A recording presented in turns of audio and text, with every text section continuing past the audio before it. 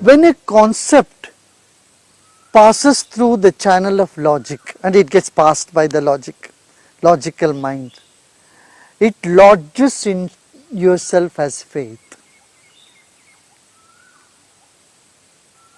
And it is coupled by your experience, it is supported by your experience. For example, we are told that, say, aspirin is good for people with heart condition. Baby aspirin everyone should take. Or statin, a medicine, is good to control cholesterol.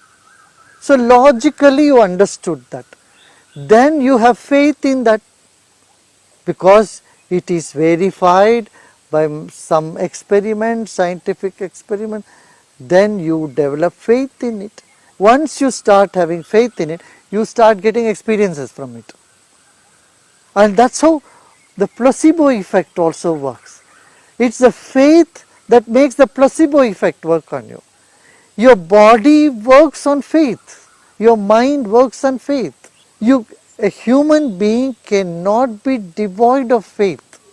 Someone believes in certain concept because it is scientifically proved, and if it is scientifically disproved, that faith breaks, right.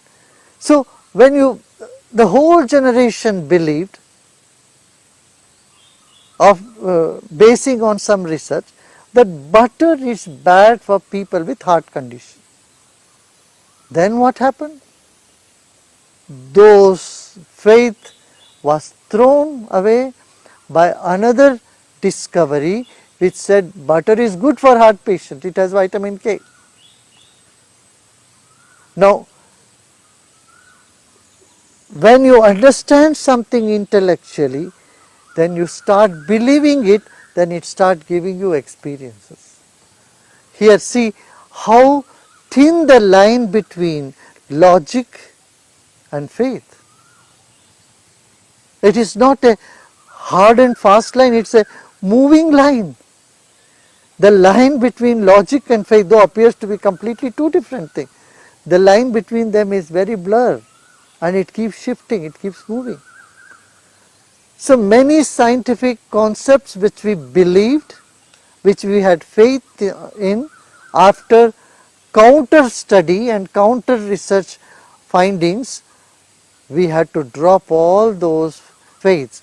So through logic we got into faith, and through logic we discarded faith also.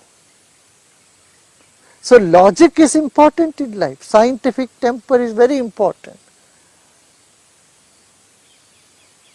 In the Orient and the Occident there are two different methodologies. The Occidental philosophy always says, you first believe and then you will get experience one day. This is contrary to science. Science says, first let me experience, then I will start believing it.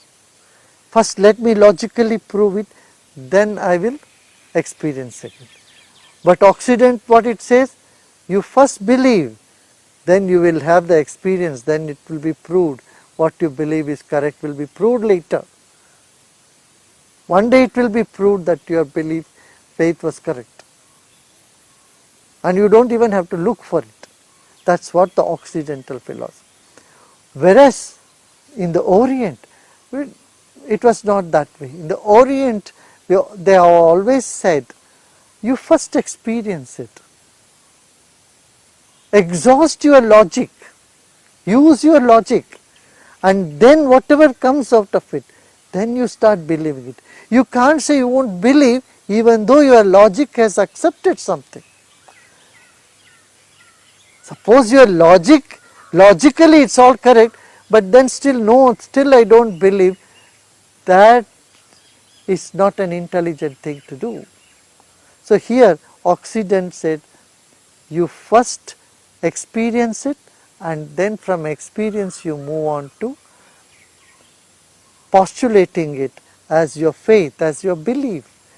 That is the reason not a single scientist was ever persecuted in the Orient.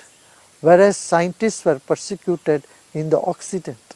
Science and spirituality come together when the oriental way of looking at things, that is, first is experience, give logic its due place, give science its prominent seat, and then through science see that comes out as faith, as belief, as reality, as truth, that you accept. If you don't accept that, then that is also not scientific.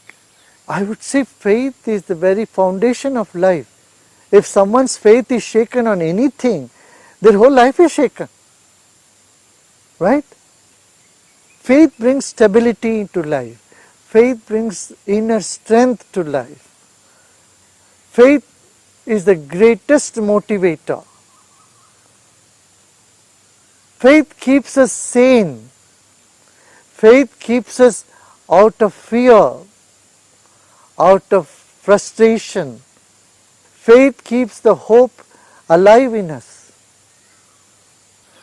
In this way, the logic and faith, they complement each other and they are not contradicting this, and it should not be, they should not contradict each other. Yeah?